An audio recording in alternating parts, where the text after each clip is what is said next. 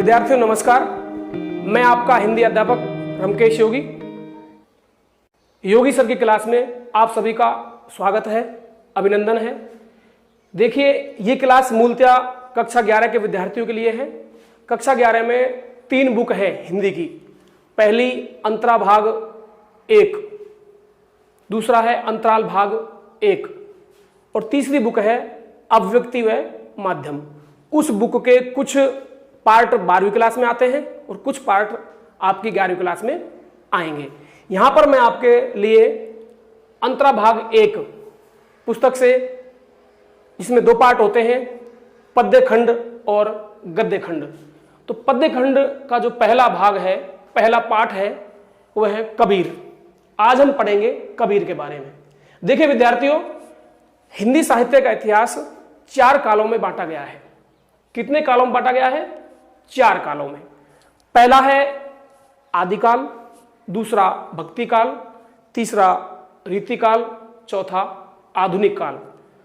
जो आपका दूसरा काल है भक्ति काल, उस भक्ति काल की एक शाखा होती है संत काव्य धारा। भक्ति काल को भी 2 काव्य धाराओं में बांटा गया है, निर्गुण काव्य, सगुण काव्य। अब निर्गुण काव्य के भी 2 भाग हैं, संत काव्य धारा और सूफी काव्य धारा।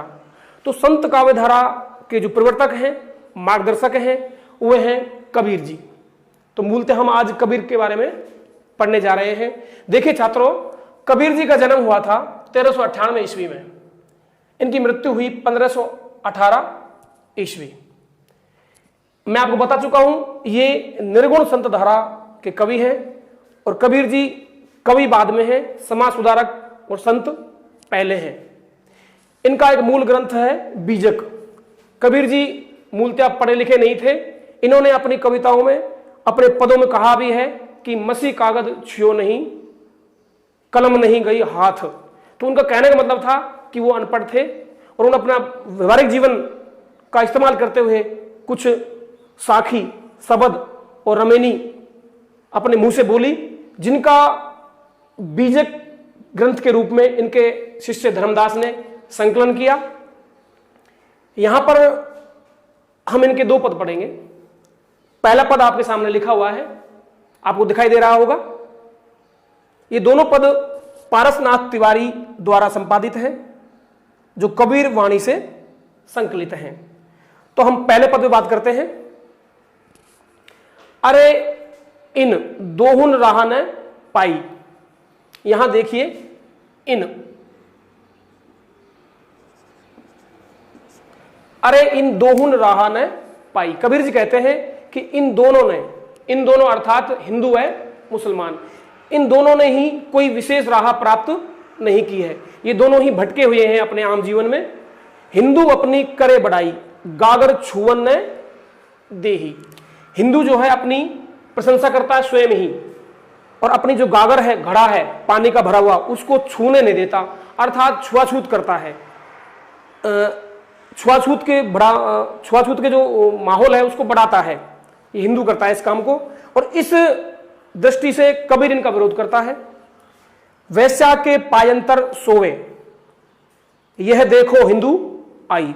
कबीर जी कहते हैं कि हिंदू लोग वैश्या गमन करते हैं, परस्त्री गमन करते हैं और एक गलत संदेश देते हैं और अपना आपको बताते हैं कि हम हिंदू हैं।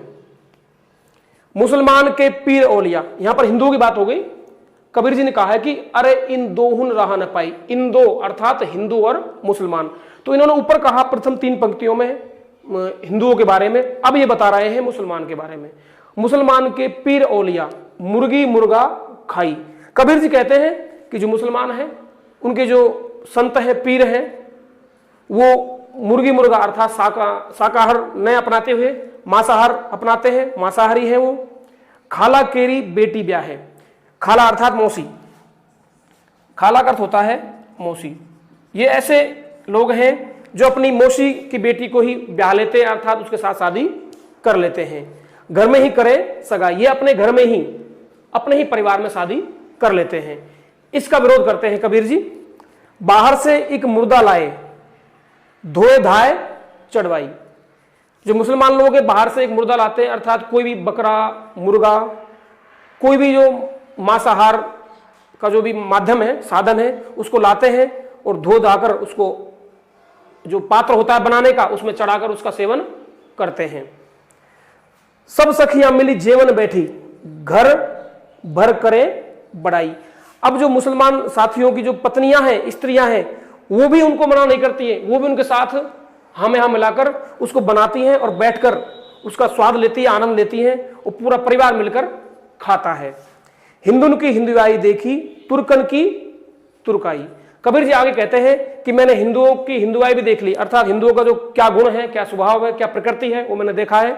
और मैंने जो मुसलमान लोग हैं अर्थात तुर्क को इसने मुसलमान बताया, उनकी मैंने मुसलमान पना भी देखा, उनका भी व्यवहार देखा, उनका स्वभाव देखा कि दोनों ही अपने मार्ग से पथभ्रष्ट हैं और दोनों ही किसी लायक नहीं है। इसलिए कबीर जी दोनों का ही भरी सभा में विरोध करते हैं और कबीर एक इनका घोर विरोध करने वाले हैं। कहे कबीर सुनो भाई साधो, कौन रहा है वे जाई।